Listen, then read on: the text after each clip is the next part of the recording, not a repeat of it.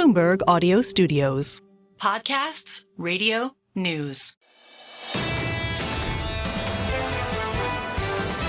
This is the Bloomberg Surveillance Podcast. I'm Jonathan Ferro, along with Lisa Abramowitz and Anne-Marie Hordern. Join us each day for insight from the best in markets, economics and geopolitics. From our global headquarters in New York City, we are live on Bloomberg Television weekday mornings from 6 to 9 a.m. Eastern. Subscribe to the podcast on Apple, Spotify or anywhere else you listen. And as always, on the Bloomberg Terminal and the Bloomberg Business app. Mike, good morning to you, sir. Good morning. How are you? I want to pick up on that quote, and we're doing great. I want to pick up on a line that you're focused on. The difference between Fed funds and the front end of the yield curve, Fed funds in a 2-year, and that quote, how important is that? Well, that's a signal that we're getting from the bond market. The bond market has historically been a pretty good indicator of where the Fed is relative to kind of what they need to be doing. And we saw this, by the way, on the upside, too, right? In the 2021 timeframe, the 2-year got ahead on the upside. So it's the same picture just on the other side. And you know, people complain, they don't complain, they say, well, look, the stock market is behaving fine, but that's not true. Internally, once again, you know, defensive stocks are really doing extremely well. So I think the stock market is taking its cues from what the bond market is saying. It's not saying hard landing yet. What it's saying is that growth has continued to disappoint. So since April, and we've been on this program many times since then, I would say the data has been distinguishedly negative in terms of growth data. Also, the labor data has been much worse. So how has the equity market dealt with that? Well, it's pivoted from what I call quality growth to quality defensives. And we made that pivot in May, and that's classic late cycle behavior. So I think everything kind of sinks. It's just we're waiting for the, you know, like, can somebody give us the keys to the test? You know, the cliff notes, whatever it is. Like, how's this going to end? And we don't know. But the market's, ask you, don't you? I'm going to ask you. Basically, you've said we need one of two things. Either the Fed cuts aggressively or the labour market starts to improve and improve quickly. That's right. For equity markets to perform well. So have you got a base case? Is it one or the other? Do we get one or the other? Well, what I would say is that the Fed could get ahead of the curve if they decide, but the problem, they're constrained. Okay, they're constrained by two things. Not inflation, by the way. Inflation's over, as far as I'm concerned. Inflation, they beat that. What the issue is now is the currency market. If they come in and start cutting aggressively, the yen-dollar relationship is going to create some stress. So they got to be careful with that. The other thing I would throw out there is that we've looked at this. When the Fed starts a cutting cycle with 50 basis points as opposed to 25, the chance of a soft landing goes down materially. And they know this. They know this data. They don't want to signal that. So they're in a tough spot. The Fed's in a difficult spot. They've done a good job of trying to navigate this, you know, challenging, different environment that we've been in for the last several years. But now the markets are pressing them. And so next week, I don't really care what they do next week. What I care about is how the markets react. How do the markets behave after they've done what they're going to do, 25 probably, and then what do they say in the press conference? The vibes, whether they actually work for the market or That's not. Right. I'm curious, though, before we go into quality growth and quality defensive and what that actually means, you said something about the currency differential. Are there certain target levels that you see sort of unwinding some of the longs that still remain out there? Do you have a sense of just how disruptive the ongoing long trade for the dollar really will be potentially down the road? Yeah, I mean, I don't have a specific level, but I do feel like they're trying to defend this low 140s level between yen dollar, so call it 142. If we start to, 130-ish, 138, 139, I think that could cause some stress in other markets. Meanwhile, you talk about shifting from quality growth to quality defensive. I've struggled with these monikers quite a bit, simply because what does defensive, what does growth mean? Where does NVIDIA fit into this? Or does the tech trade go, given the fact that people have gotten an AI trade that is so inflated in terms of expectations and timing? What does that mean to you, quality defensive? Defensives are your classic defensive sectors, whether it's utilities, staples, healthcare, things that are positively correlated to bonds. Okay, they did not trade well, by the way, up until sort of April. It was really the quality growth stocks. Now, the other thing that's happened is the AI dream has taken, a little bit of that luster has come off. And I really gauge that by what semiconductors are doing. It's not just NVIDIA, it's semiconductors writ large. And a lot of those stocks have really come off. And that makes sense to me. We just got overcooked on the whole AI theme. It doesn't mean it's over. We've written about this extensively. Like, we're not believers that this is going to change productivity materially in the short term. That's a long-term story. And everything kind of got bid up on that. So with that theme now gone, the market is looking for a new theme on the growth side. There isn't one. So what it does is it hunkers down into defensive, high-quality assets until we get the next thing. Whether that's a bad outcome or a positive outcome, they're going to hide out in these areas. Mike, you say inflation's over. We do have CPI data, though, today. So I'm curious to know, how do you think the market would trade if we get, say, a hotter print? Say, is it too volatile? Or softer print? Would the market start pricing in 50? Or look at a softer print and say, wow, we are cooling down faster than even the Fed was expecting, and bad news really is bad news? Yeah, well, when I said inflation is over, I mean the rate of change on inflation is over, and it's kind of over for equity markets, and quite frankly, it's over for the Fed. Where inflation is not over is the price level. Right? The price level is absolutely squeezing the heck out of businesses and consumers, and so it's like a vice. And so I don't think inflation is over in that regard. But what I would say is that a hot number, I think, is probably pretty bad for the stock market today. I'm not expecting that, but if we got a hot number today, then all of a sudden the Fed is going to stay behind the curve. They're kind of stuck. If we get a really soft number, then we go back to our old thesis, which is pricing power is gone. Okay, so we kind of need to thread the needle here a little bit too. I mean, break-evens are at 2% now. Break-even. So what are we talking about? We're already at 2%, and it's not like these things stop on a dime. They have there's a risk that we undershoot on the downside. That's good for bonds and it's bad for stocks typically. And by the way, that's how the stock market, that's how the markets are trading. So I think the markets already understand all of this. Once again, they're going to do something next week to try and manage the situation. 25 is what we think, and they'll signal for more 25s, not 50s. And then what do they do with the balance sheet? I think that's probably the bigger wild card. Do they talk more aggressively about ending QT more quickly? Do they find other provisions to provide liquidity? That's the bull case in my view. That's where we could be surprised on the upside. Is there more liquidity coming into the system from other sources? And after next week, then everyone's going to really be focused on the U.S. election. Goldman Sachs, RBC, they talk about how earnings will be much higher potentially under a Trump administration if he gets his tax cut plan, rather than Harris, who's calling for 28%. How do you view next year earnings growth based on these two proposals? Assuming that the economy is in a soft landing, okay, that the Fed hasn't overstayed its welcome, and by the way, I think that risk is still on the table. We're in the soft landing camp, but that to me is way more important than the outcome of this election in the next 6 to 12 months. So let's assume we're in a soft landing. Our view is the same. We think that basically Trump is kind of pro-growth, kind of bad for bonds, good for stocks, okay? And that's how we would look at it. And by the way, last night when the debate was going on, the betting markets kind of went in favor of Harris, and the stock market futures kind of traded a little bit, okay? But I do think the stock market is more pro-Trump. I mean, the stock market has traded better when his odds go up and vice versa. So bonds are good under Harris and stocks are bad under Harris? In theory. I mean, at the margin, I would say that's the setup. And the reason being is really taxes. Taxes is the one thing, and that requires some congressional support too. But to me, that's the big issue, not tariffs so much. Both administrations have tariffed.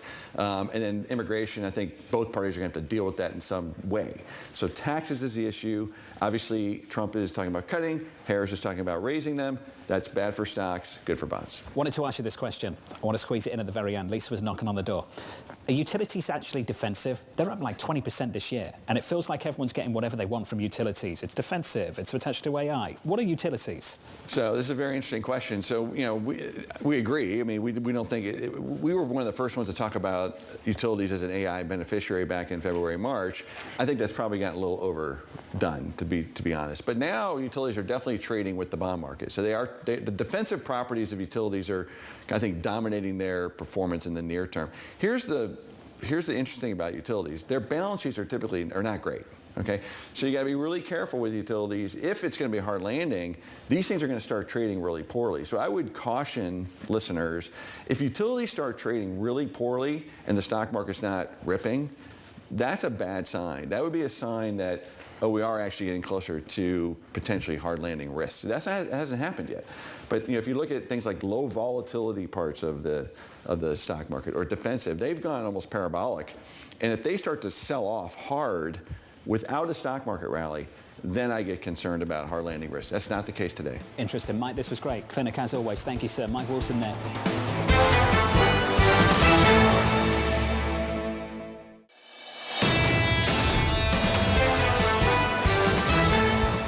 Here's the latest. Kamala Harris challenging Donald Trump to a second debate with under 8 weeks remaining until Election Day. Trump saying on Fox News earlier he is less inclined to debate Harris once again. Rob Casey of Signum Global writing this. Harris had a very good night. She did not land any knockout punches. This is going to be a close race tomorrow as it is today. But Harris carried herself with great composure and successfully defined a stark comparison between her policies and those of Trump. Rob's with us around the table. Rob, good morning to you, sir. Morning. You said she had the edge going into this. Your base case is that Harris wins this election. Did anything change overnight? You know, I don't think a lot changed. I think Harris had a good night, but how voters feel about Kamala Harris and how voters feel about Donald Trump, I think yesterday into today, not a whole lot different. You know, Harris did introduce herself to more voters, voters who maybe didn't know much about her as she was a senator and VP, maybe didn't turn into the Democratic National Convention. So I think in that sense, you know, Harris proved once again she can be on that stage. She deserves to be on that stage, even though she didn't win any primary votes. But that being said, this was not a debate to change people's minds. There's a phrase that you've used, you and the team, in your research, asymmetric incumbency. You get to fly on Air Force Two, but without the baggage. Now, the former president seems to be doing a pretty poor job of prosecuting the case and getting people to realize that there is some baggage here. Where is he falling short on that front? I think it's a much easier argument to make against Joe Biden than it is against Kamala Harris. You know, I think most of us in the country understand that the vice president doesn't have a whole lot of power. Was she tasked with the border? To a certain extent, yes. Do I think that that's a very successful attack line against Kamala Harris? Yes, and it's one that Trump made last night. But that being said, you know, she's essentially an undefined quantity. She's done a better job of defining herself than Trump has of defining her. Some individuals are going to start voting next week, especially in a swing state like Pennsylvania. Trump's saying he's less inclined to debate Harris again this morning on Fox. Kamala Harris's team came out right away and said, we want a second debate. What benefits her of having a second debate if you and many others would say, and the predict market has her up now saying she won this one? You know, I think that was a stellar decision by the Harris campaign to come out and say immediately after that she's ready to go again, right? She won. She wants to do it again. She doesn't think it was a fluke. She's happy to step on any stage, any time. That being said, you know, I don't think Trump is eager to get back on a stage. And there's a lot of back and forth about the rules and anchors and moderators, and last night maybe fairly so. So I think it'll be hard for the two campaigns to come to an agreement about a second debate. That being said, I think brilliant move by the Harris campaign to say that she's ready to go again. I know this wasn't actually in the debate, but Taylor Swift did come out after and endorse Kamala Harris. And the reason why I'm interested about this is because Evan Roth-Smith yesterday said they're going after last night 500,000 people. Does Taylor Swift actually move the margins into Harris camp?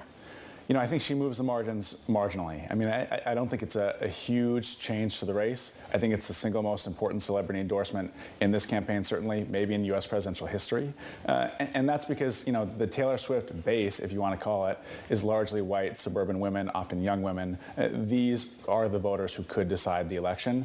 They're certainly voters motivated by abortion, among other issues. And so for Taylor Swift to come out very explicitly last night following the debate in support of Vice President Harris, I think it can only help her, although maybe not that much. Just to build on something that both Emery and John were talking about, how much at this point can the only thing that really changes the tune of this election come to turnout? Essentially, this is just a turnout game more than anything else. Yeah, it really is. And between now and November, and we talked about this last week, you know, there aren't a whole lot of things that are likely to change the election a whole lot, right? We talk about October surprises all the time. The data doesn't really show that October surprises change voters' minds a whole lot. So between now and November, I think the question is, can Kamala Harris sustain her momentum? Out of the convention, she didn't get the bump that I think she and Democrats would have liked. In the past week, she's seen some polls that are not quite as positive as in the past month. But coming out of the debate and sort of this is really the sprint to the finish, the question is, can she sustain the momentum necessary to turn out Democrats across the country? Of course, she's helped by issues like abortion, among others, that are explicitly on the ballot. As long as she doesn't, you know, stub her toe, I think the momentum is such that turnout will benefit Harris in November. From market's perspective, it seems like a lot of people are discounting the election to a large degree, partly because there's no visibility, but also partly because there is an assumption that there will be divided government and that nobody will actually get their agenda fully through. What gives you confidence that that's going to be the case at a time where potentially, if it comes down to turnout, then more turnout for one candidate could mean more down-ballot races that people win as well? Yeah, absolutely. And I think that, a blue wave under a Harris campaign is more likely than it was under a Biden campaign, because Biden proved to be such a drag on Senate and House races for Democrats. That being said, the Senate map essentially comes down to a few particular states that Trump is going to win by 30, 35 points. I mean, I'm talking about Montana in particular. If John Tester can't win that seat, of course, assuming that Republicans take West Virginia following Joe Manchin's departure, that leads us to a 50-50 or a 51-49 Senate in favor of Republicans. Of course, that's a divided government necessarily. So I think it's really the Senate map, as good as Democrats feel about the presidency, as good as they feel about the House, and they feel very, very good about the House, it's the Senate math that is not in Democrats' favor, and I think Republicans are probably able to flip Montana, if not one or two other states. I know this is scenario analysis with various probabilities attached to it, and we can sit here and say it is a low probability outcome, but if we got a blue sweep, wouldn't that be absolutely terrible for equities in America?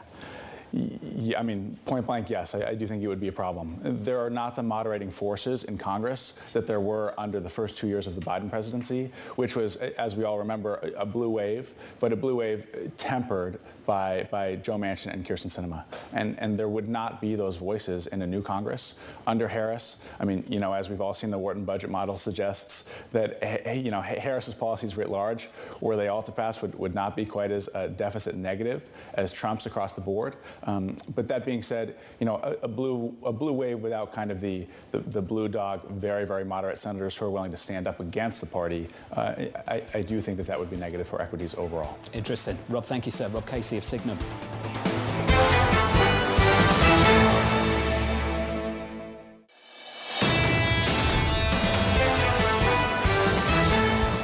David Kelly of JPMorgan Asset Management and Steve Ricchiuto of Mizuho join us now for a little bit more. David, let's get into the data first and your reaction to it. Is this noise or news for the Federal Reserve? I think it's more noise than news in the fact that the core number was slightly higher than expected for the month. If you look at it, we got a 3.9% jump in airline fares. They're very volatile. They were down last month. They're not, given the number of people traveling, frankly, it's amazing that we don't have more airline inflation. We also got a bump in tobacco prices, which are pretty volatile month to month. But outside of that, it's very much on track. And I've been talking for a long time about, how the economy is, or how inflation is cooling. It's just cooling too slowly. Well, I can say that it is now cooled to room temperature. I mean, at 2.5% year over year, there really is not a significant inflation problem. I realize that, shelter is going to take a little while to come down from here. But even on things like auto insurance, 0.6%, at least it's coming away from a 20% year over year gain. So overall, it looks very well controlled to me. It looks like we're not seeing deflation. We're just seeing a gradual disinflation. The inflation is gradually coming out of the system. And frankly, unemployment 4.2%. CPI inflation 2.5, add those together 6.7, that's better than it's been 85% of the time over the last 50 years. So it's really not a bad economy, it's a good economy, and I don't think it calls for any drastic Fed action. I'd be very happy to see 25 basis points next week. So we're in the quiet period, we've got all the data now. Given what you just said, David, does this reinforce the case that we get 25? I know you'd be happy to see it, but do you expect it? Yes, I do, because I think the Fed must be aware that if they go aggressive here, they're in danger of undermining consumer confidence. And honestly, the economy is doing exactly what they wanted to do. It is settling into a softer expansion, a slower expansion. That's what they want. So they only have to gradually return to normal on interest rates. This, to me, is a really interesting moment. David Kelly and Steve Ricchiuto, I think, are going to agree. Steve Ricchiuto is here. And is this something that you kind of agree on, that 25 basis points is the appropriate and logical conclusion from this data we just got? Yeah, 25 has been our call for quite some time. We haven't changed it. We didn't fall into the overall concept of 75 basis points or 50 basis points. This rate cut arms race that my colleagues on the street have been engaging in, I think has been counterproductive. I do think the reality of the situation situation is one where, yeah, it is a healthy economy. And that really goes against the point of, well, then I really can't get into the inflation numbers and throw this and that out and say it's really going nowhere or it's room temperature. And taking out the household component of this, the rental component of this, I also think is wrong, because when you look at the dynamics of the rental market, we were all worried about the excess build of residential real estate, and guess what? It's all being used up. So I don't think rents are going to be something that comes down. And I think it's indicative of the fact that the economy is fundamentally healthy. And a 4.2% unemployment rate is low. And therefore, it is a healthy economy. So the Fed should be moving people's expectations back from these large rate cut discussions into a much more gradual, steady approach at getting back to neutral, and really begin the debate over what is neutral, because their number of 2 3/4 is much too low. Yeah, no one really wanted to engage with that in any kind of verbal way. In Jackson Hole, I am curious if you're surprised by the market's reaction right now that equities are lower, at least initially, understanding it's not always the correct move or the one that's going to stick. But does it make sense to you that it would be lower by taking 50 basis points, maybe a little off the table? Yeah, because if I have a possibility of the Fed overstimulating, I'm going to have a bit more inflation. And if I have a bit more inflation, guess what? I'm going to have better earnings. I'm going to have a stronger economy and better earnings. So I think, as Jonathan was talking earlier, I think what the market is really doing is saying, okay, we have a really good economy. We know we can get this level of earnings. If they're going to really push this thing with 3 50 basis point cuts, as a lot of people want to anticipate, we're going to have an economy that is going to potentially accelerate in 2025. And I could potentially think about raising my 2025 earnings numbers, not cutting them. Steve, from 15%. When you talk, you sound that rosy. The economy is doing very well. Do you think there even should be a rate cut? Look, you've reached, you've reached a point in the cycle where inflation has come down to a level that you could begin the process of normalizing rates. The real question is, where is that level of neutral rates? And this is the debate, to me, that really matters, because I think the neutral rate is 4%. A 2% real return, a 2% inflation target, assuming they can get there, 4% Fed funds rate. The Fed is thinking 2 3/4. The market is thinking 2.5 to 3. So they're basically in the 2 3/4 category. That's much too low. And if we get to that subsidy level of interest rates, then you wind up pushing the economy. And I think this is where the Fed is not doing its job. The Fed really wants to believe that we're going back to that post-financial crisis, pre-COVID period of exceptionally low levels of interest rates. And I just don't see us getting there, because that was a unique period in time where we had what? We had a debt overhang, we had a bank restructuring, and we had a massive tax increase. Steve, you're echoing something that we heard from Torsten Slok. He was basically indicating the same thing. He was asking the question as to whether we are actually sufficiently restrictive. David Kelly, I know you've got thoughts on this matter, so let's discuss it with you as well. Where's neutral? How are you thinking about neutral? Yeah, I know Steve and I are supposed to disagree, but I think we're quite close in this one. I would say 3.5 to 4%. I mean, if you look at the 50 years before the great financial crisis, the federal funds rate averaged 2 percentage points above core CPI inflation. If we end up at 2% on inflation, I have no problem with the federal funds rate at about 4%. But I do think that, and I think the Fed's long-term target will probably gradually go up. It certainly should. But I also think they should gradually move rates back down to that level, because I think we are suffering today from the aftermath of interest rates which were way too low between the great financial crisis and the pandemic, and that caused an enormous inflation in home prices and other asset prices. The carrying cost of crazy was 0, and so we've got a lot of crazy bets out there. Now, I think a lot of Americans are locked out of the housing market right now because home prices are too high given a normal level of mortgage rate. So I want them to, if there's nothing wrong with the economy fundamentally, if it's basically on the right track, you shouldn't have an active policy either way. You shouldn't be restrictive. You shouldn't be stimulative. You should get back to neutral. And neutral is less than 5 to 5.25 to 5.5% of the federal funds rate. So they should get going, but they should go slowly, because there's no need to upset anybody here. Just gradually get back to neutral. Bond market's still falling. Yields up now by almost 10 basis points at the front end of the curve. On the 10-year, up by 4 basis points. And that 2-year, 10-year, just turning negative. Just briefly, we'll see if that sticks for the 5th time on this programme. Steve Ricchiuto, I want to come back to you. You touched on it, the differences between now and 2019. The difference between where you think neutral is and where the Fed is, anywhere between 100 and 150 basis points. Why are they still there? in the twos? Is it because they don't want to have the conversation yet? They don't want to signal where things are? They haven't thought about it? Or do they truly believe this is where neutral is? No, again, I think the policymakers that you're looking at are political economists. And getting back to that low level of interest rates allows them to do things that they would like to do. It allows them to try to create an environment where they're going to try to rebalance income distribution, and they're going to try to grow the employment rate and grow wage and salary income to make up for the shortfall that was created by the COVID inflation.